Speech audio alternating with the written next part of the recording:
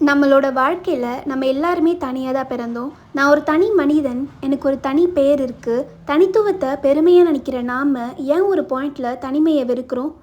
மனிதன் தனியாக இருப்பது நல்லதில்லைன்னு பைபிள் சொல்கிறதாலையா? தனிமை நல்லதா கெட்டதா? English proverb says an idle mind is the devil's workshop, not the lonely mind. நீ தனியாக இருக்க நேரத்தை எப்படி ஸ்பெண்ட் பண்ணுவங்கிறது தான் மெயின் பாயிண்ட்டே. உங்கள் அலோன் டைமில் எப்படி உங்களை டெவலப் பண்ணலாம், கெரியரில் அச்சீவ் பண்ணலாம், உங்கள் கோல் என்ன, லைஃப்பில் என்ன சாதிக்கணும், நீங்கள் பிறந்ததுக்கான அர்த்தம் என்னன்னு யோசிக்கலாம். நமக்கு கற்றுக்க வேண்டியது எவ்வளவோ இருக்குது. ஒரு சராசரி மனுஷன் தன்னோட 70 வருஷமும் முடிஞ்ச எஃபர்ட் போட்டாலும் அவனால் எல்லாத்தையுமே கற்றுக்க முடியாது.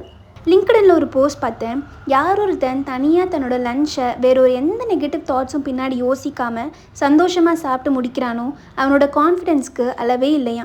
நான் எக்ஸ்பிளைன் பண்ண lonely time is good, but இதோட ஆப்போசிட் தான் negative thoughts, fear of missing out, inferiority complex, நம்மளை யாருக்குமே பிடிக்கலையாங்கிற ஒரு சிந்தனை. Coming back to the point, do we really require a companion? The answer is simple. உங்களுக்கு பிடிச்சவங்களை விட உங்களை பிடிச்சவங்கள எப்பயும் விட்டுறாதீங்க. அவங்க தான் உங்களோட ரியல் கம்பேனியனே.